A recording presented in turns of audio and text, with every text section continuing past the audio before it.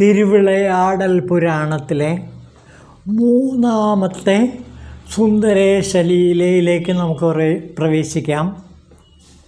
അഗസ്ത്യ മഹാമുനി തൻ്റെ കൂടെയുള്ള മുനിശ്രേഷ്ഠന്മാരോട് നീപാകാനന മാഹാത്മ്യത്തെക്കുറിച്ചിട്ട് വർണ്ണിക്കുന്നു. സുന്ദരേശ സ്വാമിയുടെ ദേവാലയത്തിൽ അനേകം വൃക്ഷങ്ങൾ അതിൻ്റെ ചുറ്റും വളർന്ന് പന്തലിച്ച് നിന്നിരുന്നു. കടമ്പ്, വില്യം തുടങ്ങിയ ദേവവൃക്ഷങ്ങളാണ് അധികവും അവിടെ വളർന്നു നിന്നിരുന്നത്. ഇവ വളരെ പെട്ടെന്ന് ആ പ്രദേശത്തിലാകെ നിറഞ്ഞ് വളരാൻ തുടങ്ങി. അങ്ങനെ ഈ സുന്ദരേശ വിഗ്രഹം സ്ഥിതി ചെയ്യുന്ന സ്ഥലം മുഴുവനും നിറയെ വൃക്ഷങ്ങളെ കൊണ്ട് നിറഞ്ഞു.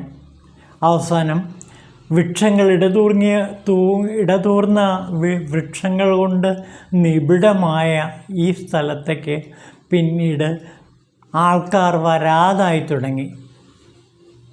അങ്ങനെ നീപാവനം കൊടുങ്കാടായി വളർന്നു വന്നു.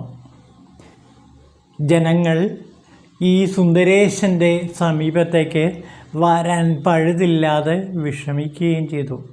അങ്ങനെ ഇരിക്കുമ്പോൾ പാർവതീദേവി ഈ അവസ്ഥ കണ്ടിട്ട് ശിവനോട് പറഞ്ഞു, ഈ വനപ്രദേശം വീണ്ടും വാസയോഗ്യമാക്കണം, അതിന് അങ്ങ് വേണ്ടത് ചെയ്യുക. ഭഗവാൻ ശിവൻ അത് അംഗീകരിക്കുകയും ചെയ്തു. അങ്ങനെ ഇരിക്കെ കല്യാണപുരം എന്ന് പറഞ്ഞൊരു പട്ടണത്തിലെ ഒരു കച്ചവടക്കാരനുണ്ടായിരുന്നു. അദ്ദേഹത്തിൻ്റെ പേര് ധനഞ്ജയൻ എന്നാണ്. അദ്ദേഹം പടിഞ്ഞാറേ ദിക്കിൽ വ്യാപാരം ചെയ്തതിന് ശേഷം തിരിച്ച് കല്യാണപുരത്തിലേക്കുള്ള വഴിയിലൂടെ വന്നപ്പോൾ സന്ധ്യയായി. പെട്ടെന്ന് ആ പ്രദേശമാകെ ഇരുട്ട് നിറഞ്ഞു. അദ്ദേഹത്തിന് വഴി തൻ്റെ വീട്ടിലേക്ക് കല്യാണപുരത്തിലേക്ക് വരാൻ പറ്റാതെ ആ ഇരുട്ടിൽ ആ രാത്രിയിൽ അദ്ദേഹം കഴിച്ചുകൂട്ടി. അത് ഈ നീപാവനം എന്ന കൊടുങ്കാടായിരുന്നു. അദ്ദേഹം ഭയപ്പെട്ടു പോയി. എന്താണ് ചെയ്യേണ്ടതെന്നറിയില്ല. അങ്ങനെ അദ്ദേഹം സുന്ദരേശ ഭഗവാന്റെ ഒരു ഭക്തൻ കൂടിയാണ് ഈ ധനഞ്ജയൻ എന്ന കച്ചവടക്കാരൻ. അതുകൊണ്ട് ആ രാത്രി മുഴുവനും സുന്ദരേശ ഭഗവാനെ സ്തുതിച്ചുകൊണ്ട് സമയം കഴിച്ചു.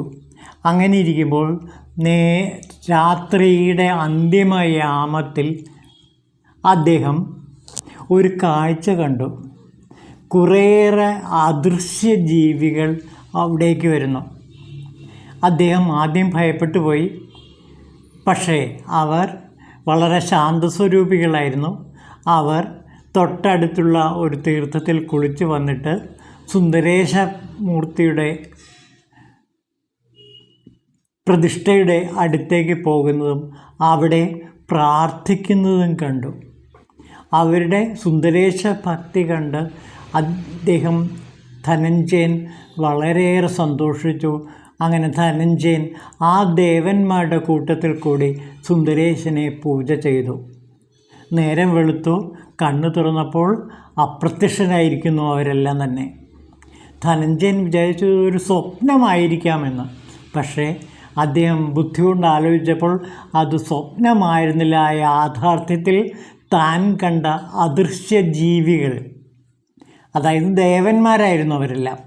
ആ ദേവന്മാരവിടെ വന്ന് സുന്ദരേശ പൂജ ചെയ്യാനാണ്. അദ്ദേഹം ഓർത്തു അന്ന് സോമവാരമാണ്. ആ സോമവാരത്തിൻ്റെ ദിവസമാണ് ഈ ദേവന്മാർ പൂജ ചെയ്തത്. അദ്ദേഹം പ്രഭാതത്തിൽ നാട്ടിലേക്ക് തിരിച്ചു.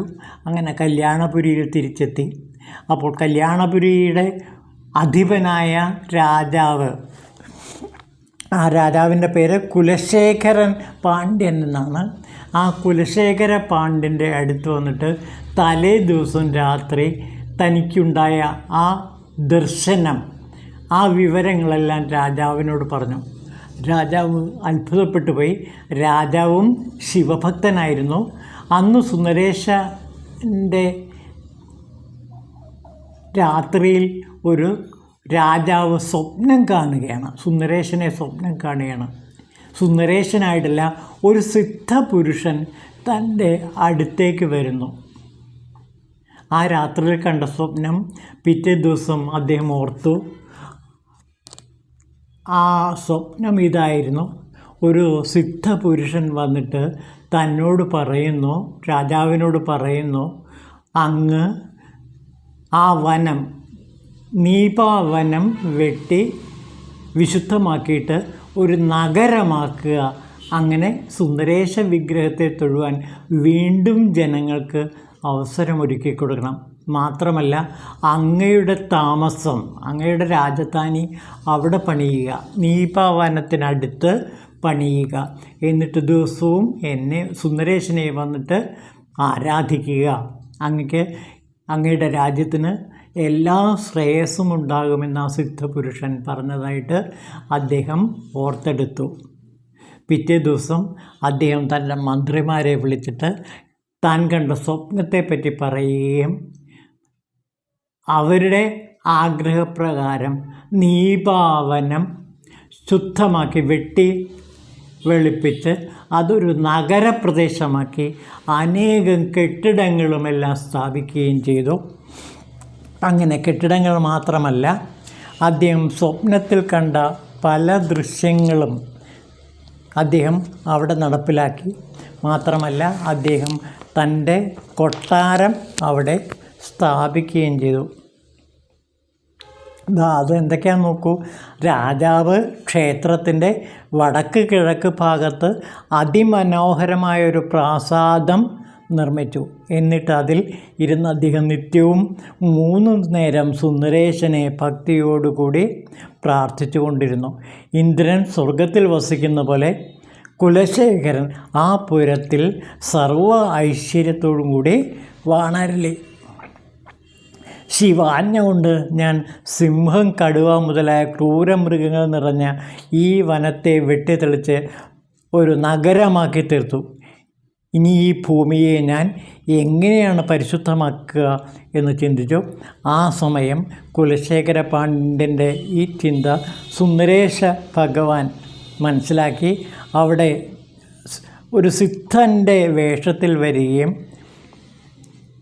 ചന്ദ്രരശ്മിയേക്കാളും നിർമ്മലമായ സ്വശിരസിലെ ഗംഗാജലം കൊണ്ട് അവിടമാകെ പരിശുദ്ധമാക്കുകയും ചെയ്തു.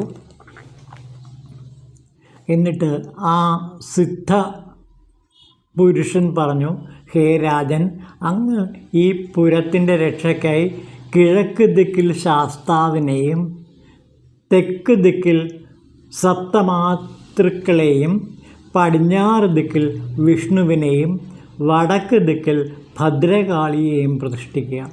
അതനുസരിച്ച് രാജാവ് ആ പ്രതിഷ്ഠകളെല്ലാം നടത്തി അവിടെ പൂജ നടത്താൻ വേണ്ടി പൂജാരികളെ കൊണ്ടുവന്ന് താമസിപ്പിക്കുകയും ചെയ്തു.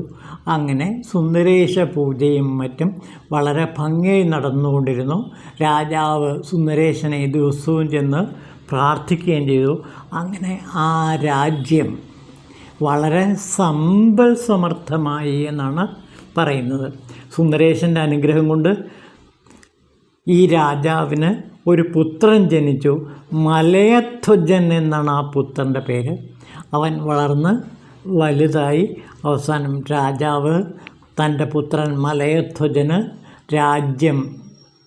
രാജ്യഭരണം കൊടുത്തിട്ട് അദ്ദേഹം എപ്പോഴും സുന്ദരേശ പൂജയിൽ മുഴുകി കഴിയുകയും ചെയ്തു.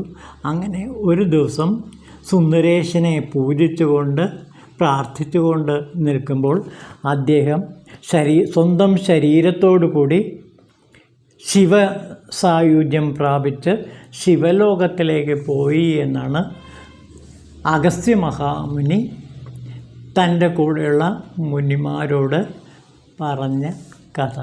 അപ്പോൾ സുന്ദരേശ ഭഗവാനെ നിരന്തരം പൂജിക്കുന്ന ഒരു രാജാവിന് ആ രാജ്യത്തിലുണ്ടാകുന്ന മഹാ ഐശ്വര്യങ്ങളാണ് ഇവിടെ വർണ്ണിച്ച് കേൾപ്പിക്കുന്നത്. ആ സിദ്ധപുരുഷൻ, രാജാവിൻ്റെ മുമ്പിൽ പ്രത്യക്ഷപ്പെട്ട സിദ്ധപുരുഷൻ സുന്ദരേശ ഭഗവാൻ തന്നെയായിരുന്നു. ഭഗവാന്റെ ആജ്ഞയാൽ നീപാവനത്തെ നഗരമാക്കുകയും രാജാവ് ആ വനത്തിൽ വൃത്തിയാക്കിയപ്പെട്ട പുരത്തിൽ താമസിച്ച് രാജ്യം ഭരിച്ച് ശ്രേഷ്ഠമായ ഭരണം കാഴ്ചവെച്ച് ആ പ്രദേശമാകെ, അവിടുത്തെ ജനങ്ങളെയാകെ സമ്പൽ സമൃദ്ധി കൊണ്ട് നിറച്ച കഥയാണ് ഈ നീപാവന മാഹാത്മ്യത്തിൽ പറയുന്നത്. അപ്പോൾ സുന്ദരേശൻ്റെ മഹത്വത്തെ പാടിപ്പോഴ്ത്തുന്ന ഈ കഥ അഗസ്ത്യ മഹാമുനിയാണ് പറയുന്നത്. ദക്ഷിണേശ്വരത്തെ മഹാമുനിയായ അഗസ്ത്യ മഹാമുനിയുടെ ഈ സുന്ദരേശ വർണ്ണന കേട്ടിട്ട് എല്ലാ മാമുനിമാരും അത്യധികം ഭക്തിയോടെ ശിവഭഗവാനെ സ്തുതിക്കുന്നതോടെ ഈ അധ്യായം അവസാനിക്കുകയാണ് ചെയ്യുന്നത്. ഓം ശിവായ നമഃ.